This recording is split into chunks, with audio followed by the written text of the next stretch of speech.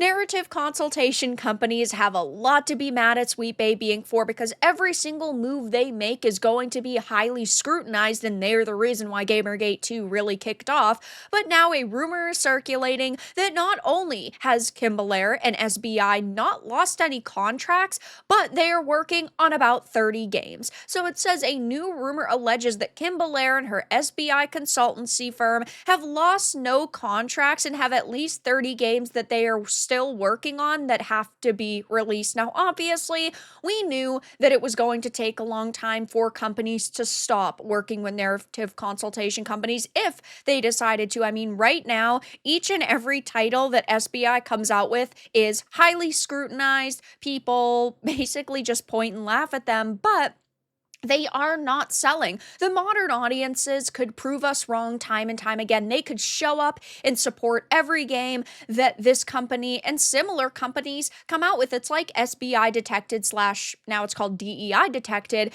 That list could be used for what they deem as good, right? I might go down the list and decide not to buy every single game on it, but these people, the modern audience, could go down that list and buy every single title that has been placed on it, but they do not, because that elusive modern audience doesn't really exist. And the few people that fit into that category who are really just sensitive snowflakes on social media, newsflash, they don't play video games. So all companies are really doing is losing out on money. And I understand that consultants have been on projects since the beginning of forever, right? They are very standard in the gaming industry. They've been very standard when it comes to, movies and TV shows in Hollywood. But it's clear that when they really only push DEI initiatives into companies and go about projects to say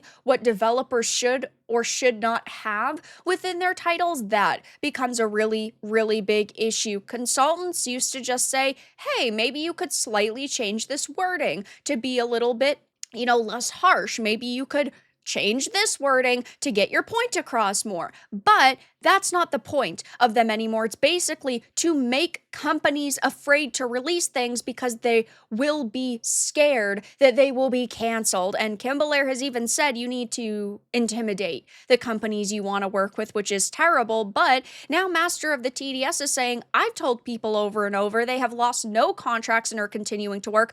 I've also said this for quite a while at this point. There are too many companies that are too big that already work with SBI to just magically back out, right? There are dozens and dozens of games they've already come out with, but there are also dozens and dozens of games that are in the works because it can take years for companies to release the titles they have been working on. So while it might seem like, oh, wow, Gamergate 2 has been going on for a year, that really is not much in the grand scheme of things because look at development cycles. Look at Star Wars Eclipse. They announced that in 2021. It's not supposed to come out until 2027 to 2028, and that's not even considering with layoffs and leadership changes, so that could be delayed even longer. Look at how long something like Elder Scrolls 6 has been in the works. They announced it officially 7.5 years ago. It's crazy to see some of the development time. So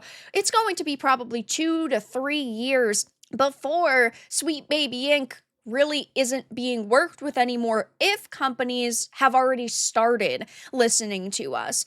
He also says there are about 30 games they have a hand in that are yet to come out, and I bet it's even more than that. I bet it's probably like 50 plus titles, and they constantly love to paint themselves as this small little company. Look at the way that like Alyssa Mercante painted SBI, saying, oh, they don't do what you think they do, when that's a lie. They do exactly what you believe they do. But she painted this group as just a small group of a few people. And sure, they only had about 20 employees the last time we heard about their numbers, but I'm sure that they've grown since then. And to top that off, if they're just such a small, uninfluential company, how do they have hundreds of games that they've worked on? Kim Belair has admitted that she wants this company to fly under the radar and for people to not really pay attention to them, but that is not going to happen anymore. So You look at the games that they've worked on, like Suicide Squad, Kill the Justice League, The Crush House, Alan Wake 2, Battle Shapers. They're all failures. They've had one or two games that have been smashing successes, and one of those was God of War Ragnarok, which was not going to fail. Even if it released today with the reputation SBI has, it would not be a game that would fail. So I will be keeping my eye on this. I'm sure over the past couple of weeks and months, things have been going pretty poorly internally for SBI when it comes to the way that their employees have felt. But I just don't think that they are really panicking all that much because they are influential.